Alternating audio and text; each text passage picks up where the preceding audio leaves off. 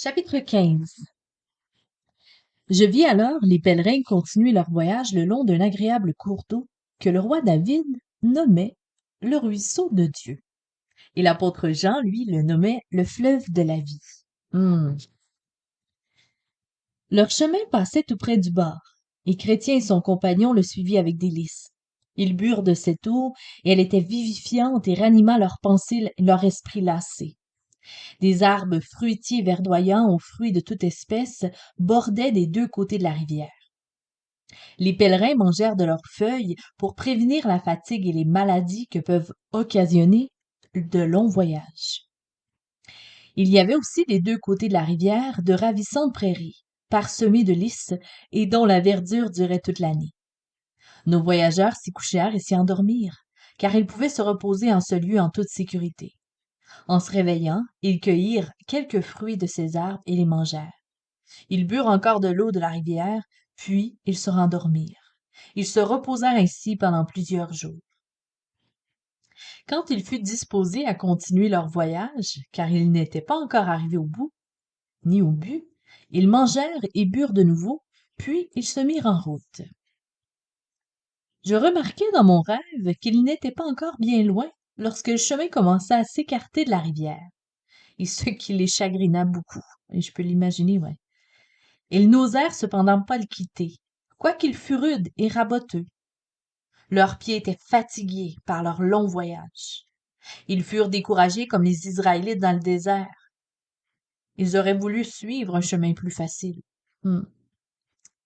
À gauche du chemin, ils aperçurent une prairie et une barrière ouverte qui permettait d'y passer. Cette prairie se nommait prairie du détour. Chrétien dit alors à son compagnon: si cette prairie longe notre chemin, entrons-y. Ils s'y dirigèrent, et aperçurent un sentier qui suivait la route, de l'autre côté de la clôture. C'est justement ce que je désirais, dit Chrétien. Voici un chemin plus facile. Viens, cher compagnon, prenons-le. Mais si ce sentier nous conduisait hors du bon chemin, objecta plein d'espoir. Mais ce n'est pas probable, répondit l'autre. Regarde, il longe la route. Plein d'espoir, persuadé par son camarade, le rejoignit. Ils commencèrent par trouver le sentier doux sur leurs pieds, puis, voyant devant eux un homme, nommé Confiance en soi, qui le suivait aussi, ils l'appelèrent et lui demandèrent où ce sentier conduisait. Eh bien, à la porte céleste, leur répondit-il. Tu vois, dit Chrétien, je me suis pas trompé et nous sommes dans le bon chemin. Ils continuèrent à suivre Confiance en soi. Mais la nuit survint et elle était si sombre qu'ils perdirent bientôt de vue celui qui marchait devant eux. Confiance en soi, ne distinguant plus son chemin, tomba dans un puits profond qui avait été creusé sur l'ordre du prince du pays pour être un piège aux hommes vains et orgueilleux, et il s'y brisa les os. Chrétien et son compagnon entendirent le bruit de sa chute. Ils appelèrent, mais ne reçurent pas d'autre réponse qu'un gémissement. Où sommes-nous maintenant? Demanda plein d'espoir. Son compagnon resta silencieux, car il s'apercevait qu'il s'était égaré loin du bon chemin. Pour comble du malheur, la pluie commença à tomber. Un violent orage, accompagné d'éclairs et de tonnerres, se déchaîna. Alors plein d'espoir se mit à gémir et de soupirer en disant: ah, si j'étais resté sur la route! Qui aurait cru que ce sentier nous égarerait, dit Chrétien. Je l'ai craint dès le commencement et je t'en ai averti. J'aurais insisté davantage si tu n'étais pas plus âgé et plus expérimenté que moi. Cher frère, ne sois pas fâché, dit Chrétien. Je suis peiné de t'avoir entraîné hors du chemin et exposé au danger. Je t'en prie, frère, pardonne-moi, je n'ai pas eu de mauvaises intentions. Rassure-toi, mon frère, je te pardonne. Je crois que cela contribuera à notre bien. Je suis heureux d'avoir auprès de moi un frère aussi miséricordieux. Mais il ne faut pas nous attarder ici. Essayons de rebrousser chemin. Laisse-moi alors passer le premier, dit plein d'espoir. Non, je veux passer moi-même le premier, afin que s'il se présente un danger, j'y sois exposé avant toi, car c'est par ma faute que nous sommes hors du bon chemin. Je ne le permettrai pas, répondit plein d'espoir, car ton esprit est troublé, et tu pourrais encore manquer la route. Alors ils entendirent une voix encourageante qui disait: Prends garde à la route, au chemin que tu as suivi. Jérémie 31, verset 21. Mais pendant ce temps, les eaux s'étaient élevées et le retour était devenu très difficile. Je pensais alors qu'il était plus facile de sortir du chemin quand on y était que d'y entrer quand on en était sorti. Pardon. Quand on en était sorti, voilà. Ils essayèrent de revenir sur leurs pas, mais la nuit était si sombre et l'orage si violent qu'ils manquèrent 9 ou 10 fois de se noyer. Malgré toute la peine qu'ils se donnèrent, ils ne purent, cette nuit-là, revenir jusqu'à la clôture. Les éclairs leur montrant un petit abri, ils s'y réfugièrent pour attendre l'aube du jour, et comme ils étaient très fatigués, ils s'y endormirent. Non loin de là se trouvait un château nommé le château du Doute. Il était habité par le géant Désespoir, et c'était sur ses terres qu'il s'était endormi. Quand le matin fut venu, Désespoir sortit pour se promener dans ses propriétés. Il arriva à l'endroit où dormaient Chrétien et plein d'espoir. Alors, d'une voix furieuse et menaçante, il les réveilla et leur demanda d'où ils venaient et ce qu'ils faisaient dans ces domaines. Ils lui répondirent qu'ils étaient des pèlerins ayant perdu leur chemin. Eh bien, dit le géant, vous avez violé mes domaines, et en y entrant et en vous y couchant, suivez-moi.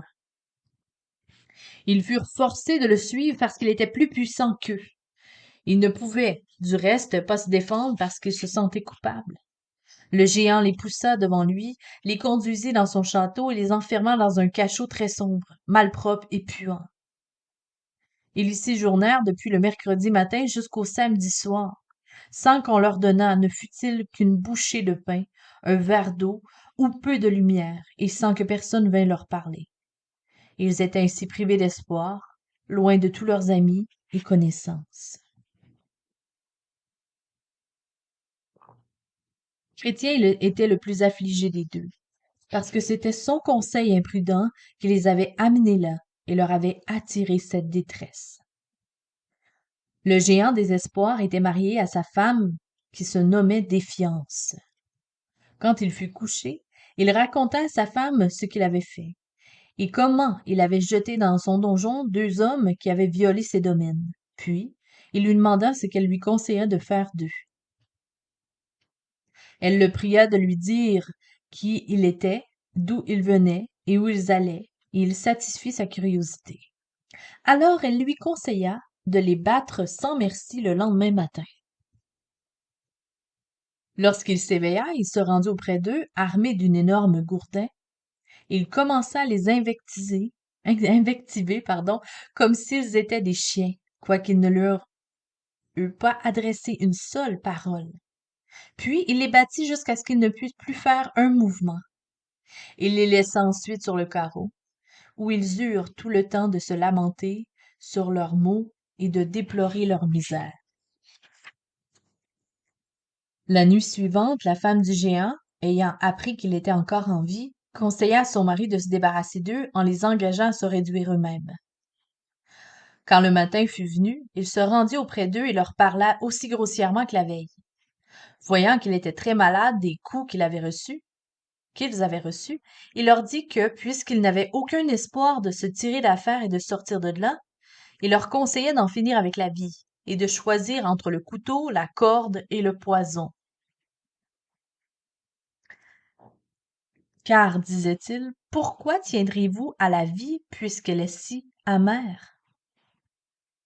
Ils lui répondirent en le suppliant de les remettre en liberté. Mais il se fâcha et se rua sur eux, de telle façon qu'il les aurait certainement achevés lui-même s'il n'avait pas été frappé d'une attaque. Il en avait quelquefois quand le soleil brillait, qui lui ôtait l'usage de ses mains. Il se retira et les laissa de nouveau seuls. Les prisonniers se consultèrent pour savoir s'ils ne feraient pas mieux de suivre le conseil du géant. Frère, dit Chrétien, qu'allons-nous faire? La vie que nous menons maintenant est si misérable que je ne sais, pour ma part, s'il vaut mieux la prolonger ou y mettre un terme. Ah, je voudrais être étranglé, je voudrais la mort, et la tombe me serait préférable à ce donjon. Nous laisserons-nous tyranniser par ce géant? Hmm. Il est vrai que notre condition actuelle est affreuse, et je préférerais la mort à la vie que nous avons ici. Mais souvenons-nous que le seigneur du pays où nous nous rendons a dit, tu ne tueras point. Et si nous ne devons pas tuer notre prochain, à plus forte raison ne devons-nous pas nous détruire nous-mêmes. D'ailleurs, celui qui tue son semblable ne tue que son corps, tandis que celui qui se détruit lui-même tue son corps et son âme du même coup. Tu parles, mon frère, du repos, de la tombe, mais as-tu oublié que c'est l'enfer qui attend les meurtriers, car aucun meurtrier n'a la vie éternelle? Puis, souviens-toi aussi que le géant des espoirs n'est pas tout-puissant. Bien d'autres que nous, sans doute, ont pu s'échapper de ses mains. Qui sait si Dieu, qui a créé le monde, ne fera pas mourir ce géant? Ou bien ne pourrait-il pas arriver qu'il oublie une fois de nous enfermer, ou qu'il ait, en notre présence, une nouvelle attaque qui le priverait de l'usage de ses membres? Pour ma part, je suis décidée à prendre courage et à tenter l'impossible pour lui échapper. J'ai été insensée de ne pas essayer plus tôt. Prenons patience encore un peu de temps, cher frère, et supportons notre sort. L'heure de la délivrance sonnera bien plus peut-être bientôt, que nous soyons pas nos propres meurtriers. Par ces paroles pleines d'espoir, réconforta l'esprit de son compagnon, et ils continuèrent à s'entretenir ensemble dans l'obscurité de leur triste état. Vers le soir, le géant se rendit de nouveau au donjon pour voir si ses prisonniers avaient suivi son conseil. Il les trouva encore en vie, encore vivants. C'est bien tout ce qu'on pouvait dire d'eux, car grâce à la privation totale de nourriture et de boisson, ainsi qu'aux plaies dont ils étaient couverts, ils n'avaient plus que le souffle. Quand il vit qu'ils n'étaient pas encore morts, il entra dans une violente rage et leur dit que puisqu'ils avaient repoussé son conseil, il en arriverait à regretter le jour de leur naissance. Les pèlerins se mirent à trembler et je crois même que Chrétien s'évanouit. Quand il revint à lui, les deux amis se consultèrent de nouveau pour savoir s'il ne valait pas mieux suivre le conseil du géant. Chrétien y paraissait décidé, mais plein d'espoir, lui dit, mon frère, ne te souviens-tu pas comme tu as été vaillant jusqu'ici? Apollyon n'a pu te vaincre, et tout ce que tu as vu et entendu dans la vallée de l'ombre de la mort, tous les terreurs et les dangers que tu as traversés n'ont pu t'abattre. Et maintenant tu trembles et tu désespères. Je suis enfermé comme toi dans ce donjon. Je suis un homme bien plus faible que toi. Le géant m'a frappé et blessé autant que toi. Je souffre de la faim, de la soif, de l'obscurité comme toi. Mais prenons encore patience. Souviens-toi combien tu as été courageux à la foire vanité. Tu ne t'es laissé effrayer ni par les chaînes, ni par l'emprisonnement dans la cage, ni même par la perspective d'une mort violente. C'est pourquoi ne nous laissons pas aller à des sentiments indignes d'un chrétien, et supportons nos maux patiemment aussi longtemps que possible. La nuit venue, la femme du géant lui demanda, quand ils furent couchés, si les prisonniers avaient suivi son conseil, à quoi il lui répondit, ce sont des vigoureux coquins, ils aiment mieux tout supporter que d'en finir avec la vie. Alors, dit-elle, fais-les sortir demain dans la cour du château et montre-leur les ossements et les crânes de ceux que tu as déjà tués. Et dis-leur qu'avant la fin de la semaine, tu les auras mis en pièces comme leurs compagnons d'infortune. Quand le jour parut, le géant fit ce que sa femme lui avait conseillé. Il conduisit Chrétien plein d'espoir dans la cour du château et leur dit en montrant les crânes et les ossements. Ceux-ci étaient des pèlerins comme vous. Comme vous aussi, ils ont violé mes domaines et je les ai mis en pièces quand je les jugeais convenables. Avant 10 jours, je ferai de même avec vous. Retournez dans votre prison. En disant cela, ils les y reconduirent en les frappant tout le long du chemin. Ils restèrent enfermés toute la journée du samedi dans le même état, dans le triste état. Quand la nuit fut venue, et que Madame Desfiances et son mari furent couchés. Ils s'entretinrent encore des prisonniers. Le géant s'étonnait de ce qu'il ne pouvait les achever, ni par ses coups, ni par ses conseils. Je crains, lui dit sa femme, qu'il ne conserve l'espoir que quelqu'un vienne les délivrer, ou qu'il ne possède quelque crochet avec lequel ils espèrent ouvrir les portes de leur prison. Le crois-tu vraiment, ma chère? Dit le géant. Alors je les fouillerai demain. Au milieu de la nuit de samedi, les prisonniers se mirent à prier, et ils continuèrent, sans se relâcher jusqu'à l'aube. Un peu avant que le jour parût, Chrétien s'écria avec feu. Quel insensé suis-je de rester ainsi captif dans un donjon quand je pourrais en être libéré? N'ai-je pas dans ma poche une clé nommée Promesse, qui, j'en suis certain, peut ouvrir toutes les serrures de ce château de doute? Quelle bonne nouvelle, cher frère, s'écria plein d'espoir. Prends cette clé et essaye de l'ouvrir. Alors Chrétien la sortit de sa poche et l'introduit dans la serrure, dont le pêne céda dès qu'il tourna la clé. La porte s'ouvrit alors tout à fait facilement. Chrétien, plein d'espoir, se hâtèrent de sortir. Ils arrivèrent à la porte extérieure qui conduisait à la cour du château, et l'ouvrirent sans difficulté. Ils rencontrèrent ensuite une grosse porte de fer dont la serrure était très difficile à ouvrir, mais la clé s'y introduisit avec la même facilité.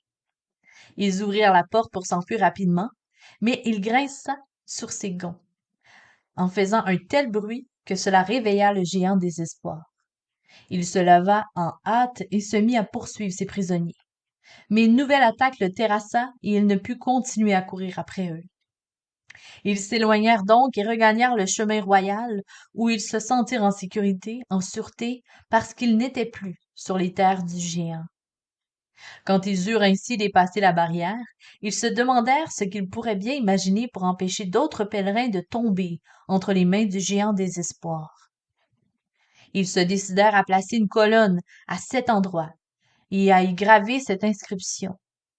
Au-delà de cette barrière est le chemin qui conduit au château du doute, propriété du géant désespoir qui méprise le roi de la patrie céleste et cherche à détruire ses pèlerins. Par ce moyen, ils épargnèrent la vie de beaucoup de voyageurs qui, venant après eux, lurent l'inscription et échappèrent au danger. Cela fait, ils entonnèrent ce cantique. Ô sécurité trompeuse, que tu nous causes de maux, et qu'une âme est malheureuse qui cherche en toi son repos. Tu nous promets des délices, mais tout ce que tu promets se termine par des supplices, qui ne finiront jamais. Par une certaine voie unie, couverte de faux appas, du droit chemin de la vie, tu sais détourner nos pas. L'orgueil que tu nous suggères avec tes illusions cache à nos yeux nos misères, nos vices, nos passions. Tu nous enivres sans cesse du doute, du doux et subtil poison, pardon. Tu t'aises et de la paresse qui fait tarir l'oraison. Tu nous conduis dans la voie où, sans nous en apercevoir, on devient enfin la proie du doute et du désespoir. Fin du chapitre.